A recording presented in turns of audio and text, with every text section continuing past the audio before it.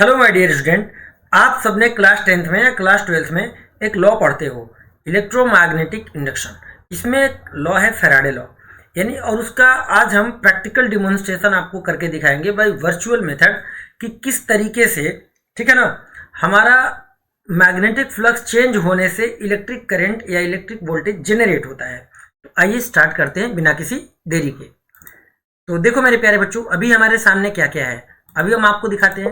अभी आपके सामने एक सर्किट डायग्राम है जिसमें आपको एक बल्ब मिलेगा। बल्ब के सर्किट को कनेक्ट कर दिया गया है और ये एक हमारे कॉइल है।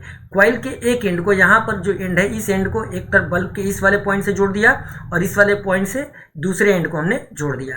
This is the magnet, this is the magnet. इसमें कोई दिक्कत तो नहीं? आपने कहा कोई दिक्कत नहीं। अब देखना मेरे प्यारे बच्चों, जैसे इस मैग्नेट को मैं इसके पास में ले जाऊंगा, आप यहाँ पर देखो क्या हो रहा है।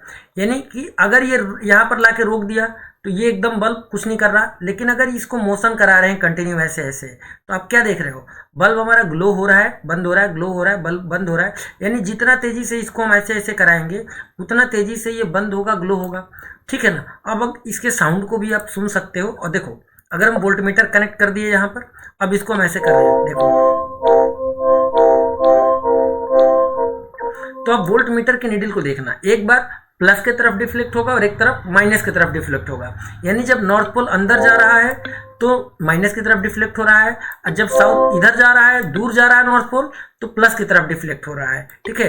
अब देखो, ध्यान से देखो, नॉर्थ पोल अंदर जा रहा है, यानी पहले ये नॉर्थ पोल दूर है, जैसे अंदर की तरफ गया माइनस की तरफ डिफ्लेक्ट हुआ, जैसे नॉर्थ पोल दूर गया दूसरी तरफ डिफ्लेक्ट हुआ, और बल्ब हमारा ग्लो कर रहा है ना,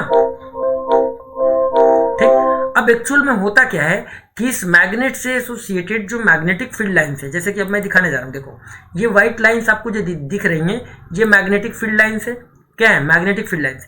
ये कम मैग्नेटिक फील्ड लाइंस इस समय इस कॉइल से लिंक्ड है, ठीक है ना। और जैसे ही मैग्नेट को हम मूव कराते हैं कॉइल की तरफ, ऐसे ही मैग्नेटिक फील्ड लाइंस बढ़ती हैं, और जब बढ़ती हैं, जब यानी फ्रीक्वेंटली चेंज होती हैं, उतना ही ज़्यादा हमारा करंट और अल्टरनेटिंग वोल्टेज कह लो या इंड्यूस्ड डीएमएफ और इंड्यूस्ड करंट जनरेट होता है, जिसकी वजह से बल्ब हमारा उतना ही तेज जलता है।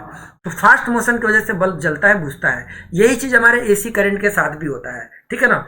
एसी करंट की फ्रीक्वेंसी कितनी होती है पता है आपको? एसी करंट की फ्रीक्वेंसी होती है 50 हर्ट्ज। 50 हर्ट्ज का मतलब ये हो गया कि बल्ब हमारा 1 मिनट के अंदर, यानी 1 सेकंड के अंदर अंदर 50 बार ग्लो करता है और 50 बार बुझता है, ठीक है ना। तो अब देखो, मैग्नेटिक फील्ड लाइंस के साथ भी हम आपको ये चीज दिखाते हैं। जैसे कि इसको हम पास में ले गए, देखो जला, देखो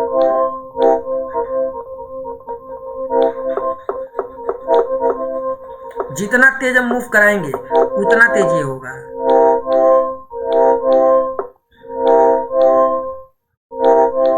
ठीक।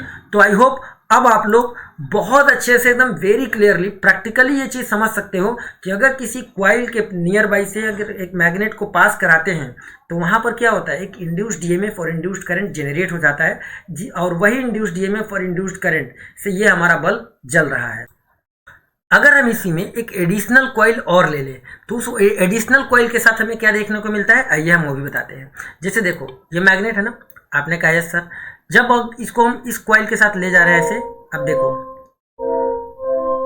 तो बल्ब का ब्राइटनेस देखो, बहुत ध्यान से एकदम देखना, तो बल्ब की ब्राइटनेस कम है। अगर वहीं हम इस कॉइल के साथ अगर मूव कराते हैं तो जब ये ब्राइट हो रहा है तो बहुत ज्यादा हो रहा है। इसका मतलब कि number of turn also matter करता है। यानी कि अगर हम नंबर ऑफ टर्न्स को बढ़ा देते हैं तो जो इंड्यूस्ड डीएमएफ है और उसके करस्पॉन्डिंग इंड्यूस्ड करंट ये ज्यादा होता है, ठीक है। तो ये बात भी आपको इस प्रैक्टिकल डिमॉन्स्ट्रेशन से समझ आ गया होगा कि कम नंबर ऑफ टर्न से कम ईएमएफ जनरेट होगा, कम उसके करस्पॉन्डिंग कम इंड्यूस्ड करंट होगी।